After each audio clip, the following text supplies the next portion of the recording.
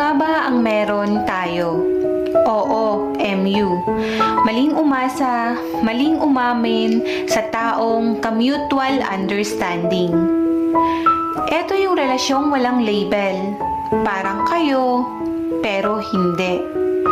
Papakiligin, bibigyan ng atensyon, papaasahin. Pero bawal lang ma-fall, bawal lang ma-inlove. Kasi nga, wala kayong paninindigan sa isa't isa. Ito yung relasyong ginagawa nyo yung ginagawa ng magjowa. Pero hindi naman kayo.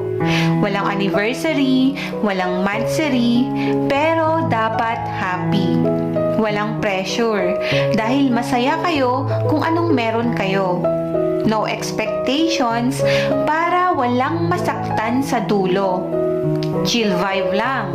Hanggat pareho kayong masaya, walang problema. Pareho kayong malaya gawin ang mga bagay na makakapagpasaya. Ito yung relasyong pwede kang magmahal pero bawal masaktan.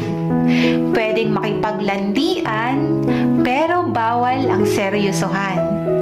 Pwedeng sumaya pero bawal umasa.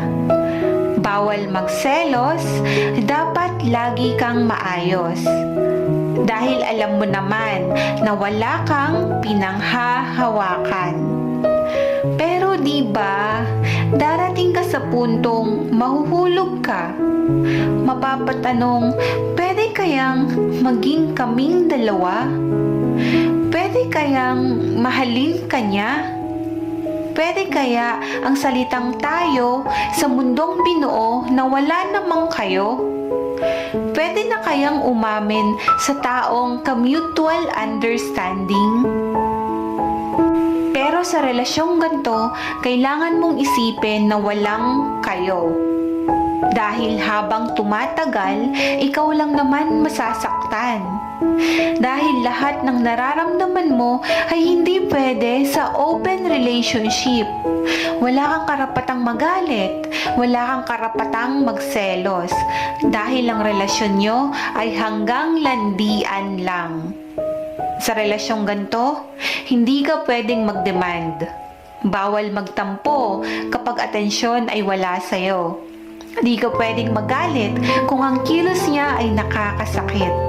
Kasi nga, relasyon nyo ay wala namang commitment.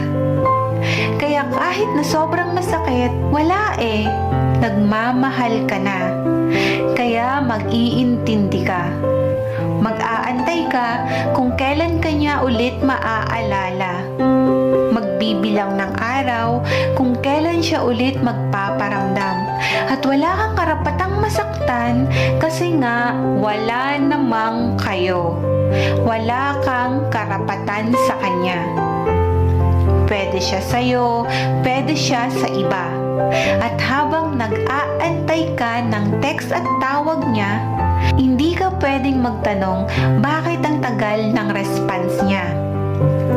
Pwede mo siyang pagsabihan pero hindi kayang pagbawalan.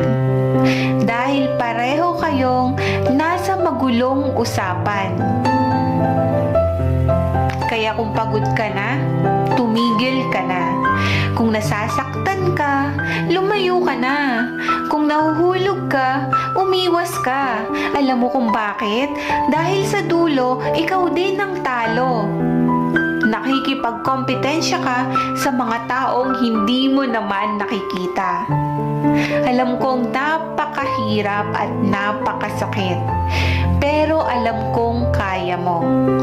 Dahil gugustuhin mo pa rin ba ang sitwasyong ganito? Ang sitwasyong magulong usapan na di mo alam kung saan ka nakapwesto?